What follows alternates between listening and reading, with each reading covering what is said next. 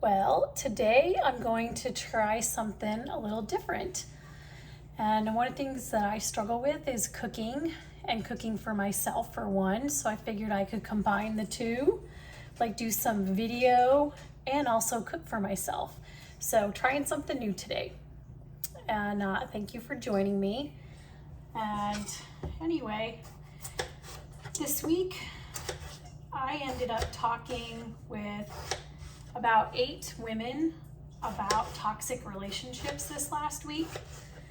And I'm really still incredulous as to the amount of women that didn't know what the signs were of a toxic relationship. And I would say that the women that I've talked to were all in their 40s and 50s. And it's still surprising to me that people just don't know the signs of a toxic relationship.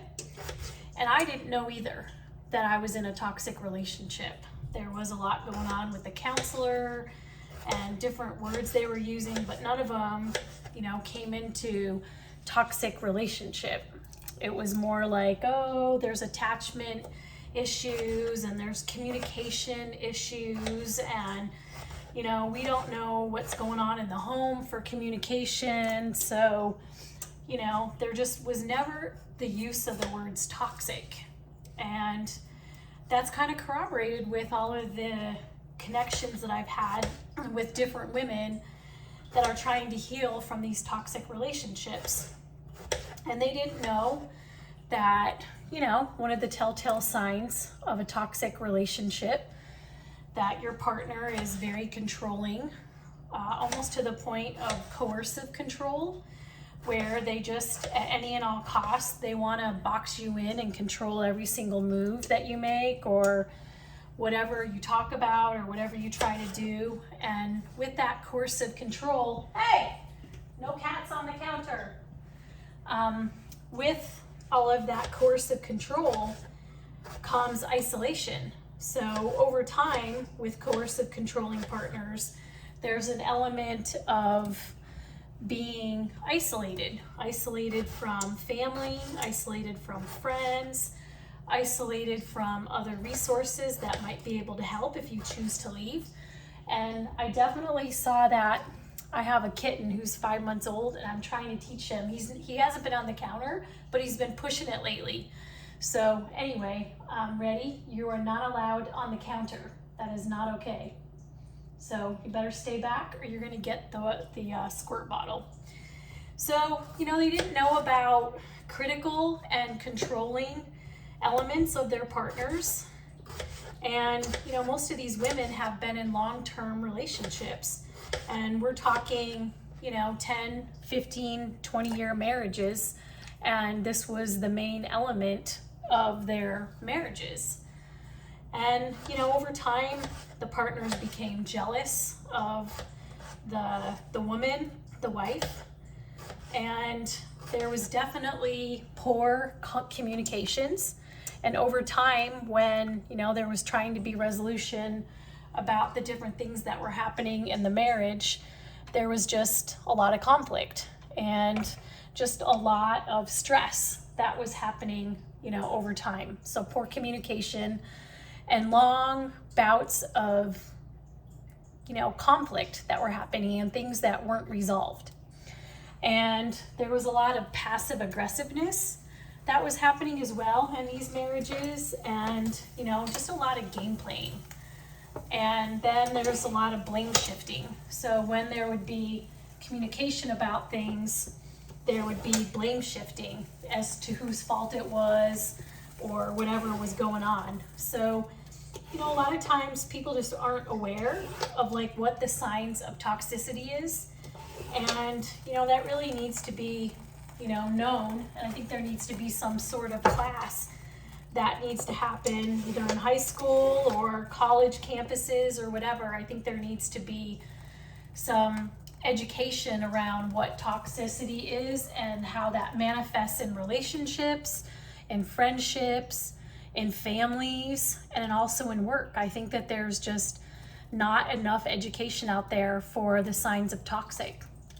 So, I had a lot of communication with these women over the last couple of weeks, and just really struggling health-wise. There's relational stress has such a big impact on our health. Not being able to get things resolved, and increased conflict, blame shifting, gaslighting, all the things. It just makes a perfect storm for relational stress. And when the relational stress is going on, the women typically, and there are men too that get into these type of relationships. So I'm just saying the victim per se, and I don't really like using that word either, but the other party, the non-toxic party, they just stay in these relationships for a lot longer because they're waiting and they're hoping for change, and they're looking for any sign in which changes are being made. And sometimes the toxic partner does give indications that they're going to change, but it's not anything that's long-term or sustainable.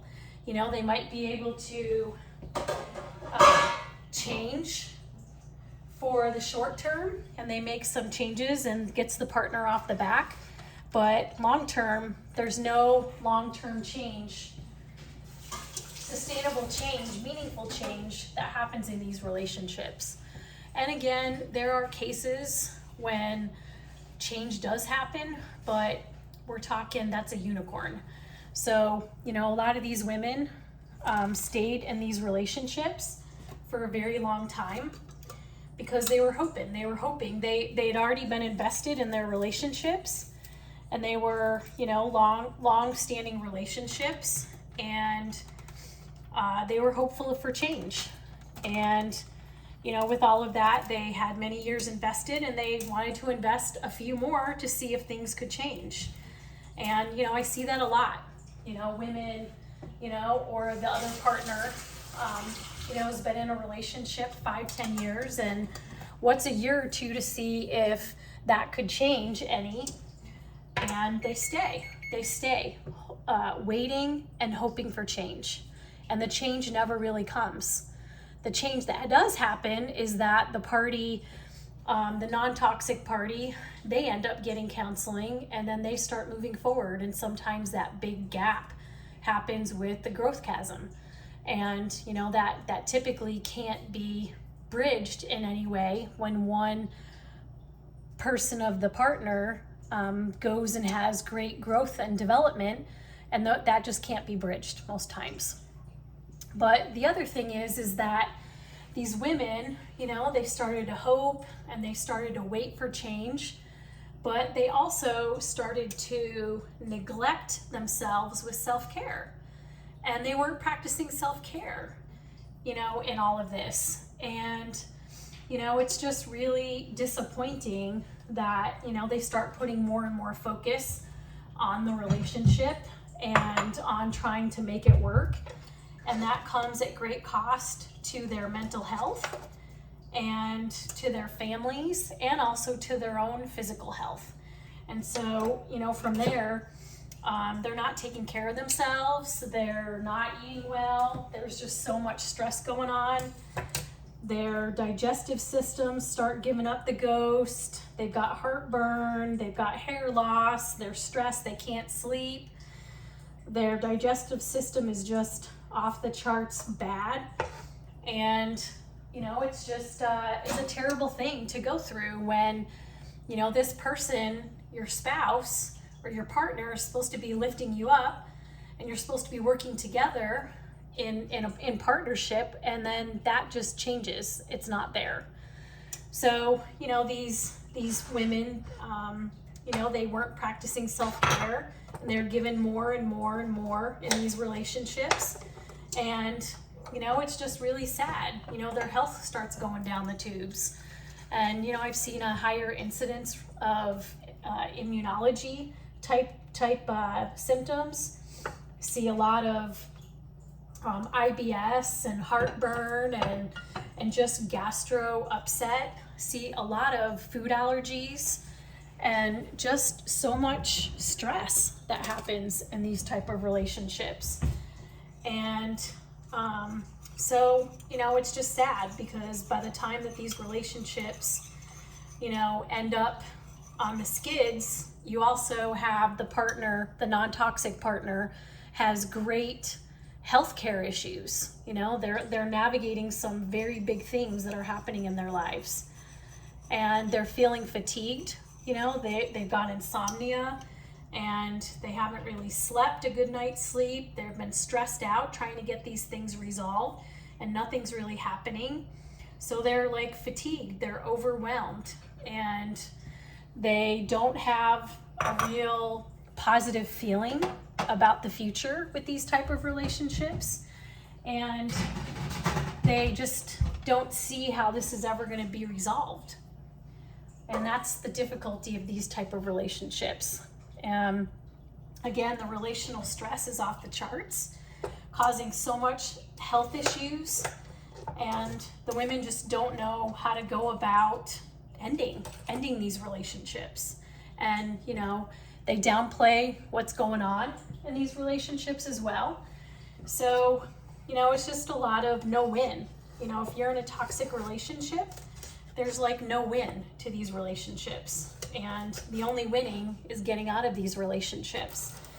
And, you know, the other thing is that, you know, there's so much psychological and cognitive damage and emotional damage that happens in these type of relationships that, you know, these relationships are long term, so they're 10, 15, 20 years. And over time, there's been all these layers of damage that's occurred psychologically, you know, gaslighting, your brain fog's going on. Emotionally, you're a wreck, you're stressed out, your body's starting to give up the ghost. And, you know, over time, this harm has happened over a long stretch of time, and it's been so, you know, minute and growing, you know, as the years go on, that there's just this like great, huge harm that has happened. And in order for people to heal, they have to heal, you know, all of the harm has added up to like this much. Well, that's all of the healing that has to happen too. And it has to happen in layer after layer after layer, you know, to get to a balancing point of being able to move forward. And so, you know, most women, they focus on the psychological, you know, the healing that happens psychologically, like in the mind. And they typically go to like talk therapy. They go to counseling. They use many different modalities. But, you know, for me, I'm going to keep it simple. I'm going to call it talk therapy. I know that's probably not a fair term. But all of that is about the mind and getting the mind right and the thoughts right and the behaviors right and that sort of thing. And, you know, that is very important.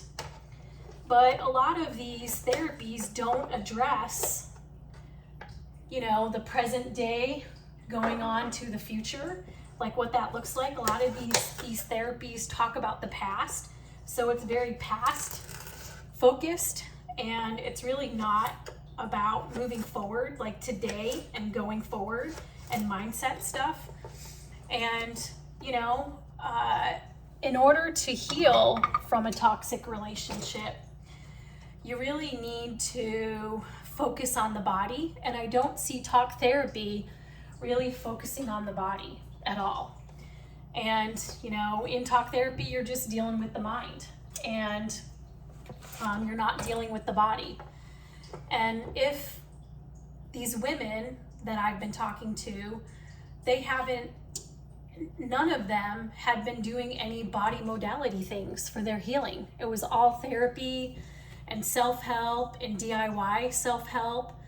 And, you know, there was really very little body stuff. And a lot of, I mean, I had a few ladies that had immunology type stuff going on. You know, chronic illnesses that were happening, and, you know, all of that's in the body. All of this relational stress it all ends up being stored in the body. You know, the body keeps the score. I mean, that's like one of the biggest healing books out there. If you want to read up about stored trauma and about how the body is really one of the biggest keys to healing, that's something that you might want to check out and give a read on for all of that. But, you know, none of these women had been focused on body healing, and everything was all in therapy. And, you know, when we focus on the body healing, which is something that I'm a big proponent of as a personal trainer and as a nutritionist and as a trauma health and wellness coach, that's something that the body really has to be integrated into the healing cycle of all of that. And what that really means is that, you know, you need to learn how to calm the body, and calm the nervous system. There are a lot of tools that help with all of that. And that is just like really critical of how you calm the mind, the body, and the spirit, you know, in relational stress, and even after when you're trying to dig out. The other thing is addressing coping mechanisms.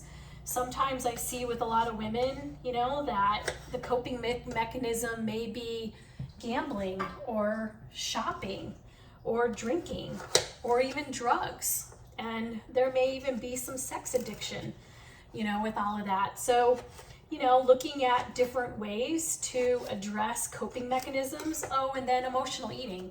Like that's like the number one, like legal safe thing. You can just go get a bag of candy and eat it all down, and then poof, you know, you've got all of the carbs and the sugars working for you to just calm everything down. And, you know, so that's like the biggest free coping mechanism that you have is emotional eating. So, you know, in healing, you have to really pull back what are the coping mechanisms too, that this person who's been in a toxic relationship, they may have defaulted to different types of coping mechanisms to be able to get through in this marriage or relationship or whatever. And, you know, again, you know, in all of these relationships, because there's been relational stress, there isn't a way where these women have been focused on calming their nervous system down. They're so amped up. They've got anxiety and they've just been doing all that they can. They don't know about different breathing techniques. They don't know about other body techniques that can go ahead and calm the nervous system. And again, that's like an essential part of healing, is calming the nervous system down too.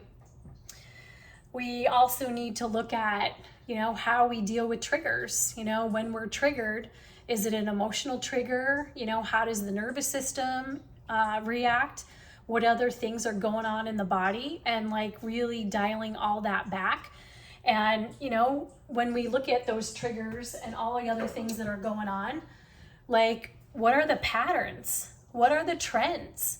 And you know, being able to recognize and identify those and start going inward to like figure out like where your thoughts are and you know, what types of people. And it's just a big testing scientific, you know, time frame where you're really taking a look at your overall ecosystem, your emotions, how you embrace your emotions, you know, what your emotions are telling you. And for most of the time, women are shut down.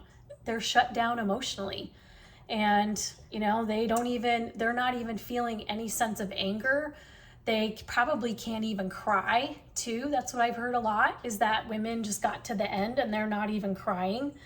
And, you know, we need to be able to embrace our emotions as well. And so all of that, you know, kind of in a way is all integrated into the body, you know, and we need to learn how to map our emotions in the body as well. And, you know, like, where do we feel our emotions? Where are they in our body? And what signs, you know, are they putting off? You know, what telltale signs for us? And our emotions are really a guiding mechanism that, you know, if you're in a relational stress, high relational stress, you turn it off. Like, you're not paying attention to any of those things. And so you need to turn those things back on. And, you know, again, there's trapped emotions and probably trapped like emotional flashbacks that are in your body as well, that those need to be pulled out over time. And again, exploring how nutritional supplementation might be beneficial for dealing with anxiety, dealing with rumination, dealing with depression. Because again, if you're healing from all of this, you know, you may not have seen all of this going on. And then if you start digging in, you're finding out that, oh, maybe there's been some childhood programming, and oh, I've done this a few more times. And, you know, to wake up to that type of reality is jarring, and in itself just produces so much grief that one needs to get over and work through, grief and depression. And so both of those, grief and depression together, are just like partners for a really rough time for a bit. And all of those can be dealt with in the body as well. And so I don't see a lot, and these women that I've talked to over the last few weeks, like none of them have been doing very much for self-care. They're not doing anything for body work, and they were just purely focusing on talk therapy for how they could heal themselves. And, you know, when we don't heal the body, that's where there can be some great wins that happen when we heal the body. And if we don't heal the body, it just prolongs the whole healing cycle. Sure, we can be, you know, handling all of our brain and our thoughts and stuff like that, but we're healing that. But if the body isn't there, the body's going to be reacting. So, you know, in closing, I just really wanted to share today that I've been talking to a lot of women that are struggling in this area, healing from a toxic relationship. And the number one thing is they haven't really been doing self-care. They haven't been taking care of themselves. And that can be a very basic, self-care is pretty basic, but it can lead to some really big wins when we start taking care of ourselves. And if we don't harness the healing power of the body, we're not going to be able to move forward in our own healing, and it's going to take a lot longer. We could have relapses. We could end up with a prolonged grief disorder where grief lasts more than a year.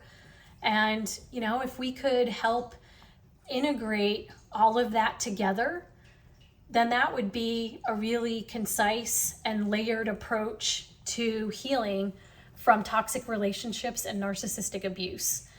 And so if that's something that you would like to talk about, that is something that I am very passionate about, is all about body healing. And that comes from, you know, the 10 years in the gym, looking at nutritional therapy, looking at body calming and nervous system calming techniques, and working with your own body in the way that it needs to heal. So if that's something that you would like to explore, I'll go ahead and drop my contact information in the description below. And, you know, I hope to have some more cooking things if you would like to do this. And, you know, we can have some talks, and maybe I'd be brave to do my first live, which I wasn't able to do here tonight. But yeah, I'd love to have some cooking talks about relational stress, toxic relationships, healing modalities, you know, whatever that is. And if you're looking for something or have a question, go ahead and drop those in the comments. I'd be glad to address them on my next cooking time. And anyway, thank you for joining me tonight. I know I was rambling all over the place, but the one takeaway is, yes, healing the mind is so beneficial, but we also need to think about what mindsets we're going to use going forward, from today going forward, and also how are we harnessing the healing activity that happens in the body with the central nervous system, how we breathe, and how we release the stored trauma in our body. And so if that's something you have questions about, go ahead and drop them in the comments. I'd be happy to do another video about that. Thank you for joining me tonight. Take care. Bye-bye.